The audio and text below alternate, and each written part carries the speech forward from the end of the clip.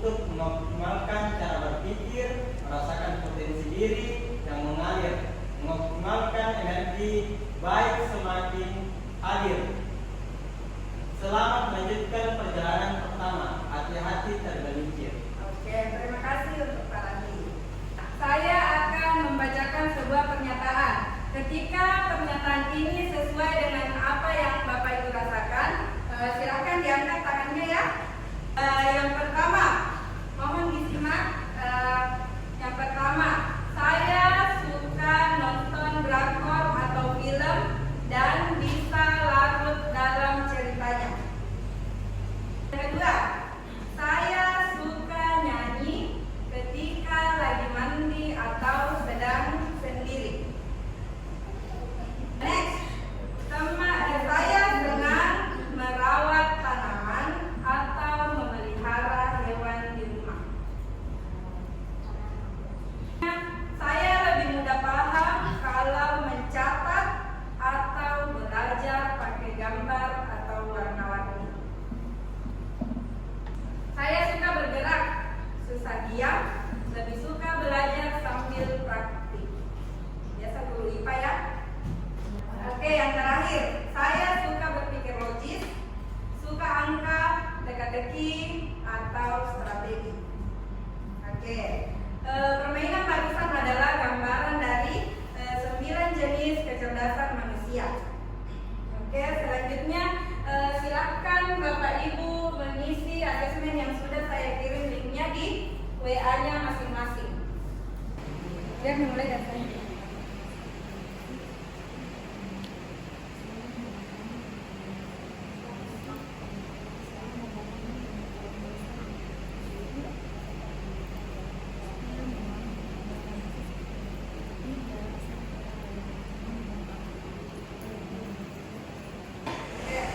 Oke, setelah Bapak Ibu mengisi asesmen tadi, silakan dijawab refleksi yang saya berikan.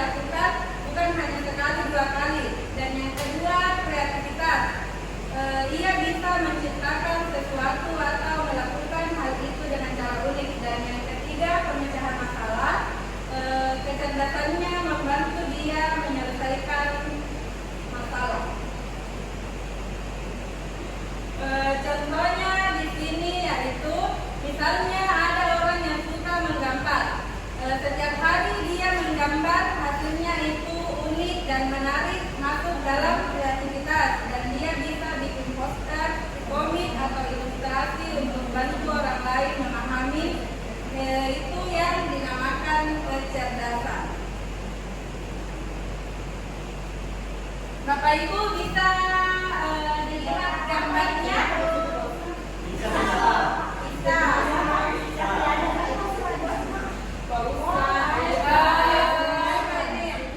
Kira-kira di antara hewan-hewan tersebut siapa yang bisa panjat? Anjing.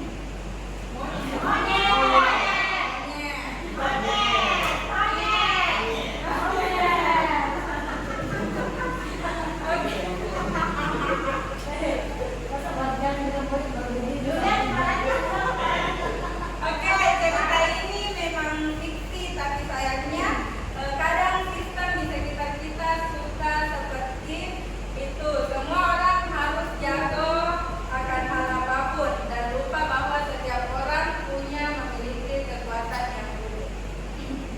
Jangan samakan sesuatu. Makanya ada yang dikatakan pembelajaran di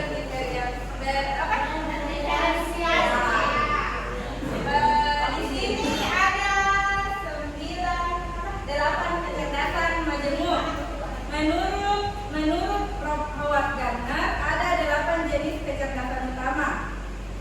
Yang pertama yaitu kecerdasan linguistik verbal, yakni pandai merangkai kata, suka menulis, bercerita, mudah mengungkapkan pikiran. Contohnya seperti penulis, orator, dan content creator. Kecerdasan yang kedua yaitu cerdas logika matematika, seperti tadi Bu Arfiani. Oke, di sini kecerdasan logika matematika yakni senang berhitung, menganalisis, menyusun strategi, atau memecahkan teka-teki. Contohnya ilmuwan, programmer, dan ahli ekonomi. Yang ketiga yakni kecerdasan interpersonal. Tidak sama bukannya ini.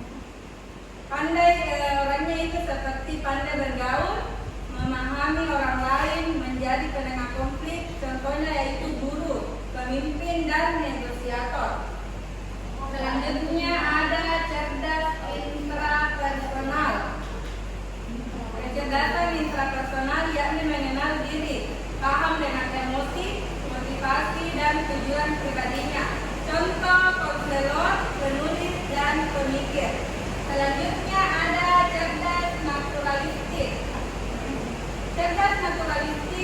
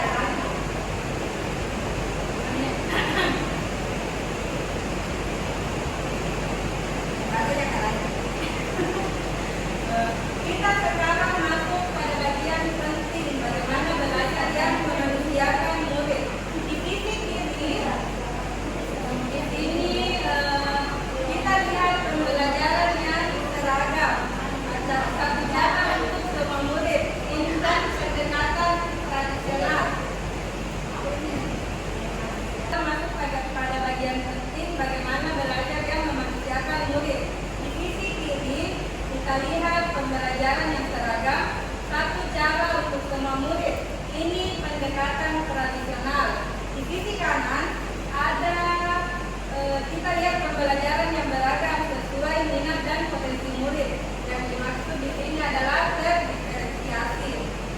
Dalam diferensiasi, kita percaya bahwa setiap anak belajar dengan cara yang berbeda. Contohnya, dalam pembelajaran tradisional, semua murid harus ikut cara yang sama. Misal, semua harus bisa menjawab pertanyaan slide. Tapi dalam pembelajaran diferensiasi, murid bisa memilih apakah dia ingin menulis esai, membuat poster, atau membuat video. Produk belajarnya bisa berbeda, tapi tujuannya sama-sama memahami materi. Nah, yang tabel di samping, pendekatan diferensiasi bisa dilakukan pada 3 hal. Yang pertama yaitu konsep. Apa yang dipelajari murid bisa disesuaikan. Misalnya murid dengan kemampuan literasi yang tinggi bisa membaca teks, sementara murid lain bisa menonton video dengan visi yang sama. Yang kedua ada proses. Bagaimana murid belajar bisa lewat diskusi, praktek langsung, simulasi atau eksplorasi visual. Yang ketiga ada produk. Bagaimana murid menunjukkan pemahamannya tidak harus selesai, bisa dengan membuat video, proyek gambar atau presentasi. Ini bisa Bapak Ibu membentuk 2 kelompok karena gaji ini bertiga. Salah satu di kelompok ini contohnya ambil kecerdasan yang tadi buat pianis, tentukan ekstrakurikuler yang direkomendasikan dari hasil asesmen buat pianis, terus selanjutnya profesi masa depan yang relevan. Selesai? Oke, mungkin dari kelompok ini bisa naik membacakan hasil diskusinya di depan. Jadi bagi kelompok kami, jadi untuk kemampuan siswa yang memiliki kemampuan logis atau matematika, ya, saran ekstrakurikuler yaitu yang pertama kelas komputer, yang kedua itu klub matematika, terus yang ketiga catur. Hanya 3 yang kami ketahui. Terus untuk potensi kemampuan untuk masa depannya, yang pertama kelas komputer tadi, ya, yang pertama yaitu bisa menjadi programmer. Yang kedua bisa jadi dosen atau arsitek, dosen matematika atau jadi seorang arsitek. Yang ketiga catur, bisa menjadi atlet catur yang profesional. Silakan untuk kelompok kedua, silakan. Reza. Hai. Ya, assalamualaikum warahmatullahi wabarakatuh. Waalaikumsalam warahmatullahi wabarakatuh. Oke, saya mewakili kelompok 2 akan membacakan hasil diskusi kami mengenai kecerdasan majemuk yang dominan. Di sini kelompok kami memilih cerdas visual spasial, di mana ekstrakurikuler yang direkomendasikan di sini yaitu melukis, kaligrafi, dan desain grafis. Kemudian untuk profesi masa depan yang relevan itu untuk melukis bisa menjadi pelukis, kaligrafi bisa jadi arsitek, kemudian untuk desain grafis itu bisa jadi animator. Itu hasil diskusi dari kelompok kami. Oke, demikian. Terima kasih. Assalamualaikum warahmatullahi wabarakatuh. Bapak Ibu berdiri terlebih dahulu. Oh, berdiri dengan tapi ada jadi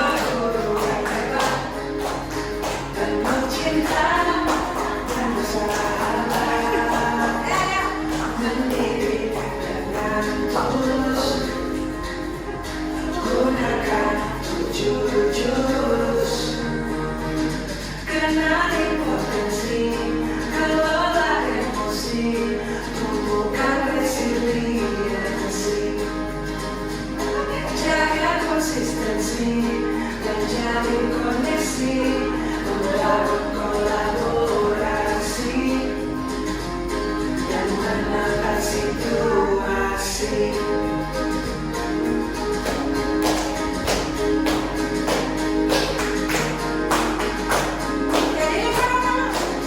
Sekolah aman dan nyaman dan juga menggembirakan, tempat bertumbuh harapan, bersama ayo kita wujudkan, mendidik dengan tulus, gunakan 7 jurus, kelola potensi, kelola emosi, tumbuhkan resiliensi, jaga konsistensi dan jalin koneksi, membangun kolaborasi dan menangkan situasi.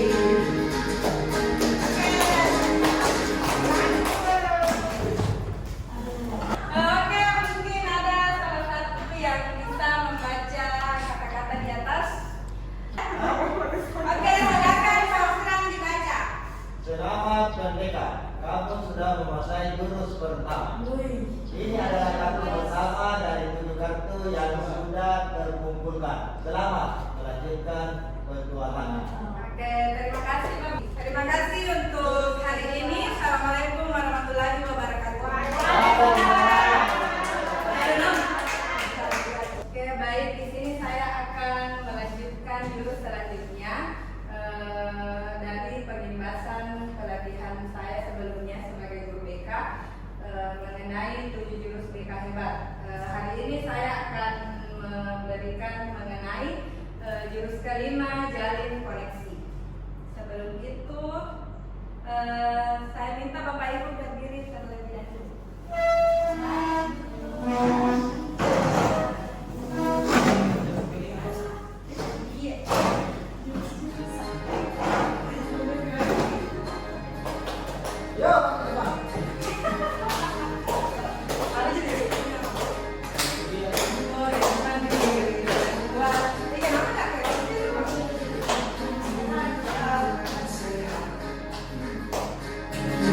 Bersamaku yang hebat, penuh cinta dan bersahabat, mendidik dengan tulus, gunakan 7 jurus, kenali potensi, kelola emosi, tumbuhkan resiliensi, jaga konsistensi dan jalin koneksi, membangun kolaborasi dan menangkan situasi.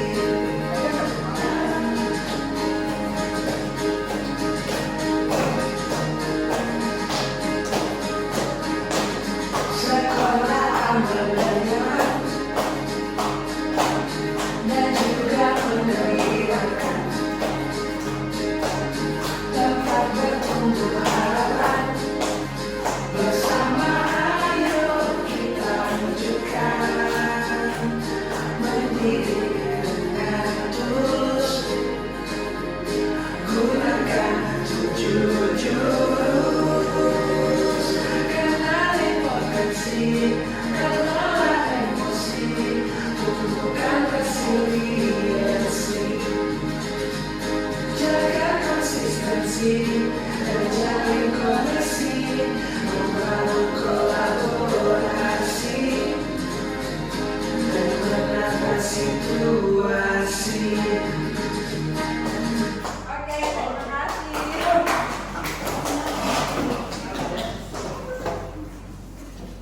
Oke, sebelum saya memulai materinya, saya minta salah satu dari Bapak Ibu mohon dibaca teksnya di atas. Mungkin Pak Lalu bisa membaca dengan semangat dan penuh ekspresi. Ya, silakan. Selamat datang di Gua 38. Sebagai pendekat, kali ini kamu akan belajar jurus jalin koneksi. Siapkan diri dan konsentrasi. Siluman Jasmine akan menghalangi. Lawan dan kalahkan siluman itu sebagai tanda kamu sudah bisa menguasainya. Oke, terima kasih buat Pak Lalu. Oke, sekarang mungkin bisa membuat kelompok kecil. Dalam satu kelompok itu terdiri dari 2 orang. Itu mah yang kayak kebayangkan. Ya. Oke, silakan. Apa namanya? Jus. Iya, jus. Kayaknya apa bakal dia? Balik pertanyaan ya. Silakan. Yang menang itu adalah kelompok A dan yang kalah masuk kelompok B. Ya, silakan Win. Berapa kali? 1 kali. Ya, silakan Pak Ben.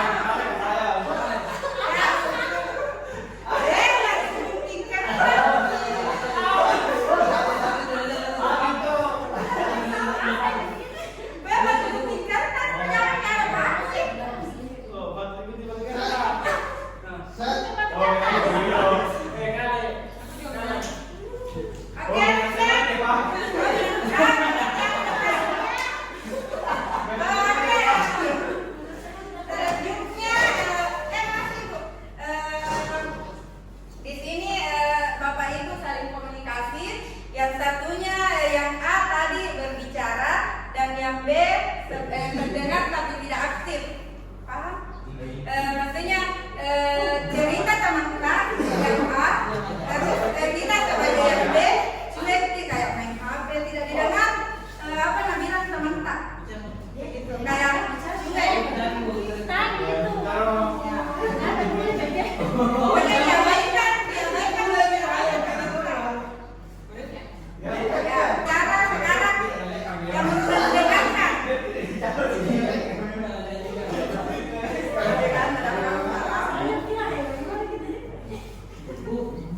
Masa itu tadi itu?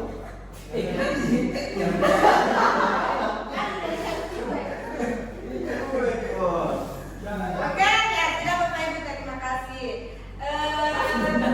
Ya terima kasih.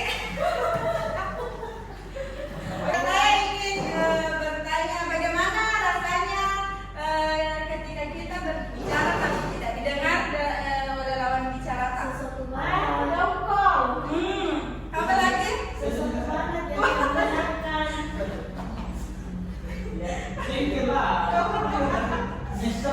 Ya, terus yang selanjutnya komunikasi sama teman-teman tadi, tapi efektif nih didengar. Coba bicara lagi sama teman-teman tapi didengar yang efektif. Ya, yang nyambung. Bagaimana perbedaannya ketika di ronde pertama tadi dan ronde terakhir ini? Ketika kita berbicara dan didengar, apa perbedaannya sama yang tadi? Kita sudah melaksanakan komunikasi. Dalam komunikasi itu ada rumus mendengar aktif. Di sini ada dengan jam. Kepanjangannya yaitu D, dedikasikan tubuh dan jiwa kita. E, ekspresi diperlihatkan. Maksudnya kalau cerita sedih tidak mungkin ketawai teman-teman kalau cerita sedih. Kalau cerita yang bahagia tidak mungkin kita mengeluarkan ekspresi yang bersedih. Terus netralkan posisi. Jadi kayak menghilangkan tangan kalau dengan orang cerita. Terus ada gangguan dihilangkan. Tadi atau mungkin ada yang main HP jadi tidak dengar temannya. Itu salah satu gangguan. Yang A, amati isi pembicaraan dan respon. Harus direspon kalau ada lagi komunikasi harus direspon dan jangan dipotong. Ini salah satu yang tidak bisa dilakukan dalam komunikasi adalah memotong pembicaraan. Selanjutnya ada keterampilan mendengar aktif. Yang pertama yaitu keterampilan membuka percakapan ketiga, keterampilan merespon, dan keempat, keterampilan merefleksi, terakhir keterampilan menyimpulkan. Iya, ini yang pertama di sini ada keterampilan membuka percakapan. Kita bisa menggunakan salah satu jurus penting untuk membuka obrolan yang disebut dengan solar.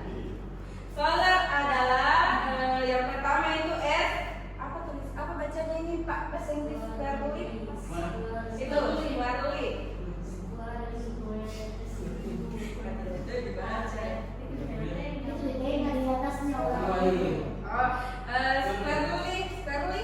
Sperli yaitu hadapi lawan bicara dengan tubuh mengarah penuh. Ini salah satu contohnya komunikasi, bisa digunakan juga sebagai guru wali kognitif dan guru BK juga kalau menghadapi siswa bisa posisinya seperti ini. Yang kedua yaitu open posture, yakni posisi tubuh terbuka, jangan menyilangkan tangan seperti yang saya sebutkan tadi. L itu leang, yaitu condongkan tubuh sedikit untuk menunjukkan minat kita. Maksudnya jangan lurus, harus kayak posisi yang memang mau didengar itu anak-anak bicara tentang masalahnya. Yang eye contact, tatap mata lawan bicara dengan lembut, jangan kayak mata yang mau terekam itu anak-anak. Relaksasi, santai, jangan tegang atau kaku. Relax. Di sini ada dua jenis. Sekarang kita masuk di keterampilan bertanya. Ada dua jenis pertanyaan, yaitu pertanyaan terbuka dan pertanyaan tertutup. Mungkin Bapak Ibu bisa sebutkan ya bagaimana apa perbedaan dari pertanyaan terbuka dan pertanyaan tertutup? Kayak bagaimana? Kalau pertanyaan tertutup itu jawabannya itu kayak ya dan tidak. Kalau pertanyaan terbuka itu yang minta ke jawaban yang lebih luas. Mungkin sebagai guru BK, Pak Landi, saya tidak mau berkelompok-kelompok, saya hanya meminta Pak Landi sebagai guru BK di SMP 4 melakukan konseling atas unsur-unsur yang sudah saya jelaskan tadi. Mungkin Pak Landi bisa memilih siapa yang sebagai siswanya? Oh iya. Pak Landi, apaan masalah? Mulai ya. Selamat pagi Pak. Tadi tadi belajar tidak? Belajar Pak. Gurunya masuk Pak. Oh, tadi belajar apa? Apa yang diingat dari pelajaran kita tadi? Kalian Pak. Kalian. Nyaman rasanya duduknya? Nyaman tidak? Oke, nyaman kasih nyaman dulu. Oh iya, nyaman. Sudah nyaman? Karena aku dipanggil di sini karena ada laporan dari beberapa guru bahwa anakku sering minta izin ke kamar kecil atau ke WC. Jadi mungkin guru curiga anak-anak sengaja minta izin terlalu sering, jangan sampai ada melakukan sesuatu hal di WC. Sebelum proses konseling, Bapak mau menjelaskan proses konseling itu apa? Tidak tahu proses konseling itu apa? Belum. Jadi proses konseling itu Bapak jelaskan dulu. Proses konseling suatu pemberian bantuan tentang permasalahan yang dihadapi oleh anak. Oke, dari proses konseling tadi, mungkin dari observer bisa menganalisa apa yang sudah dilakukan oleh konselor dan konseli tadi. Mungkin terima kasih. Assalamualaikum warahmatullahi wabarakatuh.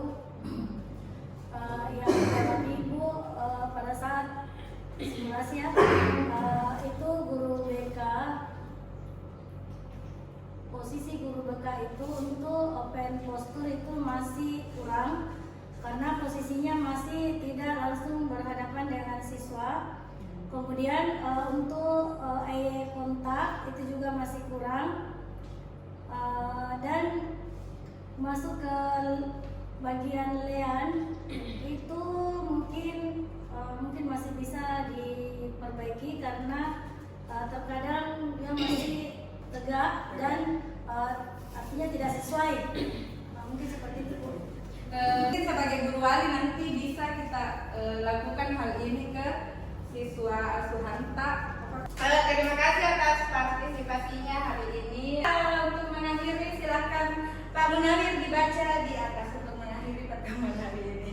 Selamat pendekar, kamu sudah menguasai jurus jalin koneksi. Sebagai tanda kamu menguasainya, kamu berhak mendapatkan kartu jalin koneksi.